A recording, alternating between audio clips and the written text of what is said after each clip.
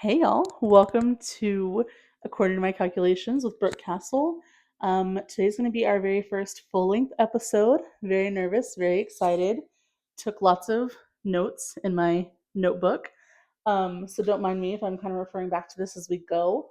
I've got quite the cute decor set up here, courtesy of my husband. Some little throw pillows taking up the space of where a guest would sit because today we're doing a solo episode. First and foremost, either welcome or welcome back to According to My Calculations, where we talk math, reading, learning, and life in general. Um, Today's episode is going to be a solo episode. It's probably going to feel a little chaotic too, because we're kind of figuring out our rhythm, trying to figure out what we're doing, how everything's going to work. But I just wanted to kind of ramble and go over enough of a get to know you to where it feels like we are getting to know me, but also not dive too like heavy or deep in anything. So if there's anything that I cover today that you have more questions on or would like to know more about, like, hey, we can turn that into an episode in the future. Just let me know. Leave me comments, send me messages, send me emails, wherever you find this. You can reach out to me on that platform. I will post this everywhere.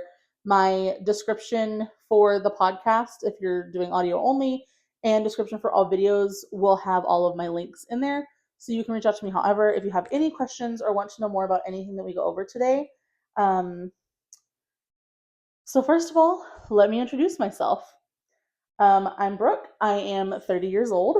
I am married to the love of my life, and we have two dogs together. I am the third of four children. I was born and raised here in Texas, where I still reside. Let's see. A little bit about me. I love reading, shopping, coffee, Taylor Swift, word searches, and spreadsheets. Clearly, math as well. Um, I am heading into my fourth year of running my business, my tutoring business, full time. I have actually been tutoring since I was about 12 years old, which we'll get into here a little bit in a second. But this 2025 will be my fourth like full year of just tutoring, which is very exciting. Um, let's see. Also, so far, I'm pretty on task for what I wanted to talk about. I'm pretty proud of myself. Like I mentioned, I started tutoring when I was 12. I did like a peer to peer program when I was in middle school where I would help other students during like our homeroom class or whatever you call it. Um, and then through high school, I tutored my peers and then I also tutored like younger students. And then I continued doing so through college. I actually, in college, I studied a little bit of criminal justice, ended up switching my major and getting a business degree. But even when I was in the like during my college years and once I started working in the corporate world, I have just continued tutoring ever since. I've always found some sort of way to help students. It's always been like a big thing of mine. No matter what the subject material was, whether it was like a friend of a sibling or a cousin's neighbor, somebody would find a way to reach out to me and ask me if I could tutor their kid. And it's always somehow worked out. I have always found that way to like connect. And it's never really been like just math. I love math, don't get me wrong. I also love spelling. I love all the subjects, and what I truly love at the end of the day is learning. I love to learn new things. I love to learn about new things. I love to learn how things work, why things work, how we got to where we know about what we do know, and most importantly, I love to learn how other people learn. Um, Throughout my time in school, and then even now, I feel like learning new things comes pretty naturally to me. Like I can easily pick up on new topics, new material, new methods.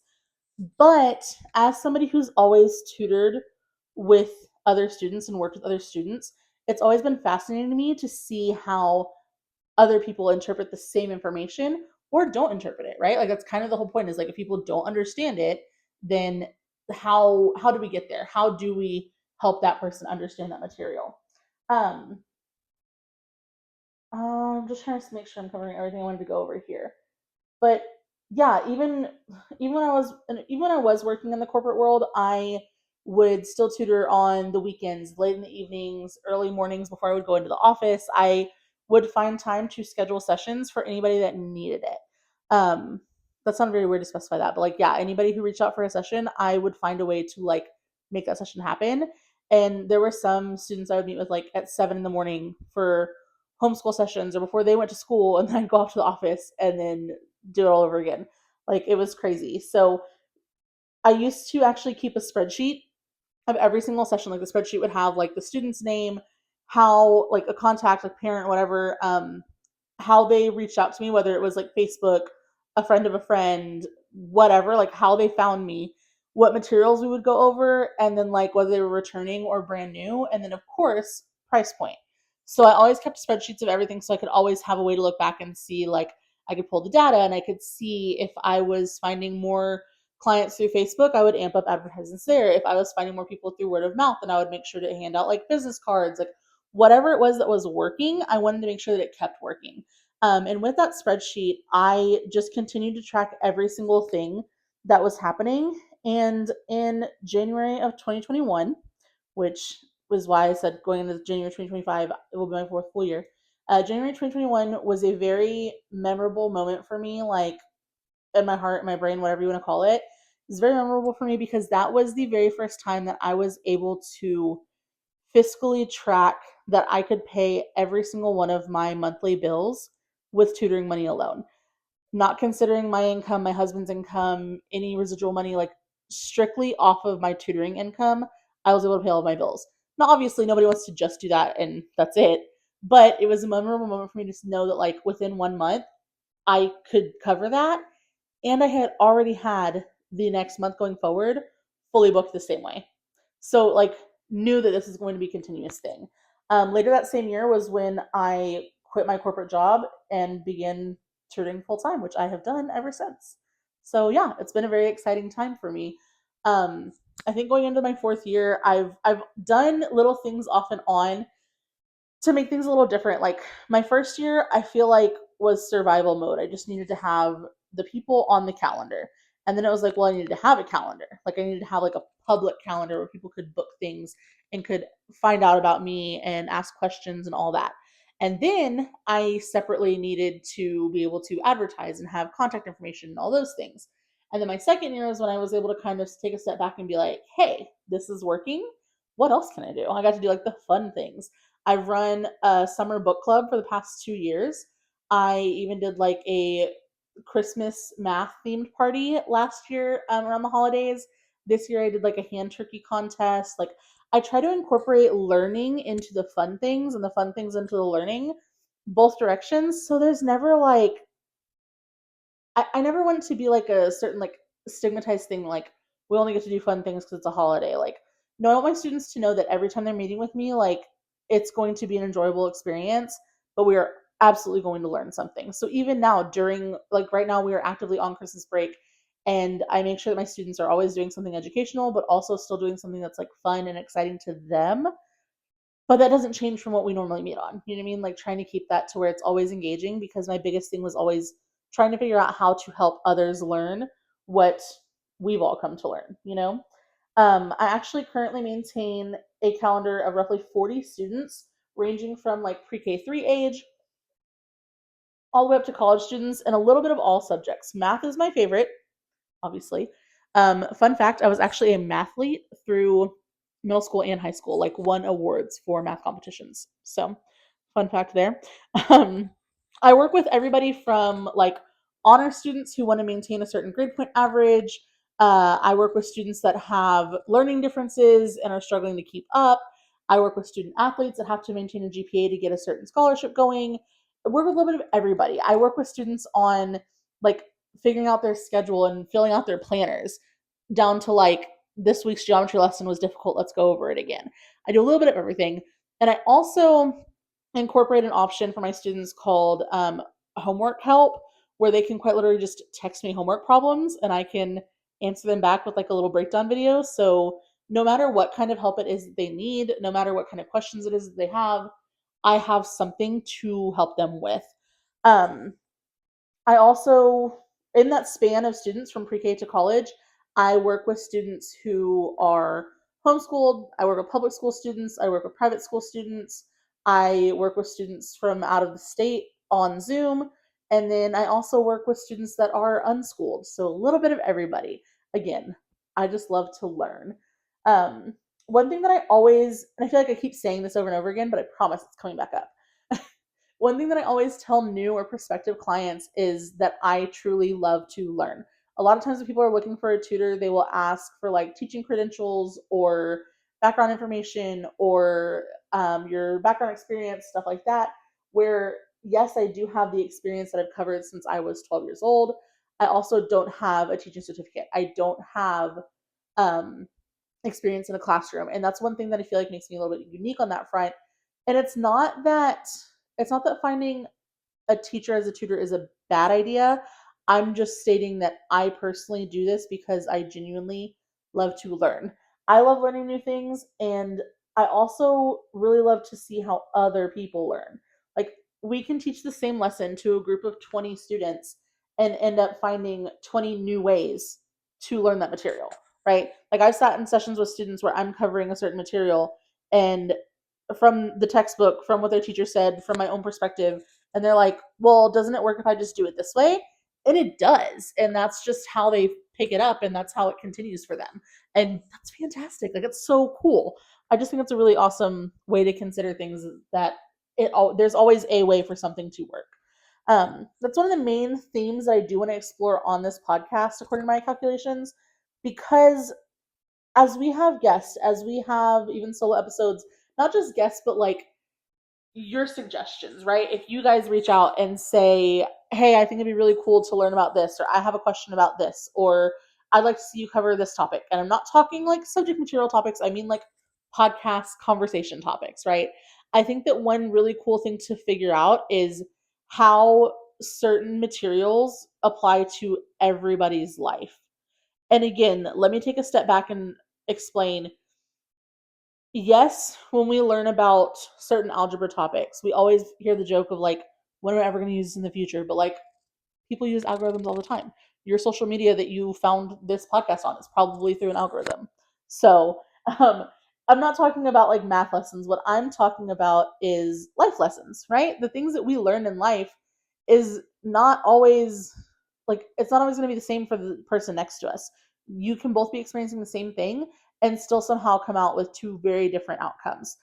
We see this a lot in childhood psychology, or even like adult psychology, but looking back on their childhoods, you see families of two, three, four siblings who were raised in a very similar household, had very similar experiences, and all lead very different lives and have very different coping mechanisms. Like, we see this all the time, that every single person has a different perspective. So it'll be fun to kind of explore how different or even how similar things are. I like to see those connections of how things could be similar, right? Um, Last year, and I think this is one of the inspirations for this podcast, in addition to everything else I've talked about. But last year, heading into my 30th birthday, one of my students was like, oh, hey, birthday's coming up. Like, you're going to be, she's one of my high school students. She's like, you're going to be 30. That's a pretty big year. Like, as a 30-year-old, what kind of advice do you have for younger generations? And it like stopped me in my tracks, because I was like, if you asked me like for study habits and you're like, oh, hey, how can I better prepare for my Spanish exam? Flashcards. Oh, hey, I'm really struggling with this biology vocab. Okay, we'll find a letter that matches with the definition letter and match them together. Like, if you're asking for advice on that, absolutely, all day long. But she was like, no, life advice. And it really, really made me stop and think.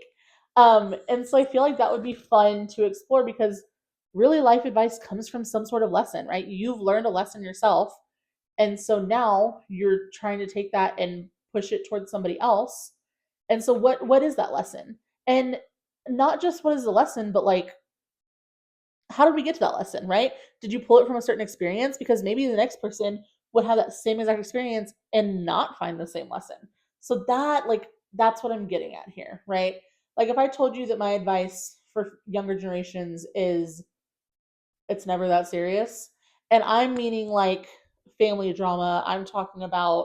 Um I'm talking about a specific instance of my life where, a certain thing happened, and looking back on it, like, the grudges I held were not worth it. Like, I'll give advice to say it's never that serious, never hold on to a grudge, or, forgive and forget, you live and you learn. Whatever kind of little piece of advice I'm giving you, it comes from something, right? It comes from a lesson that has been learned.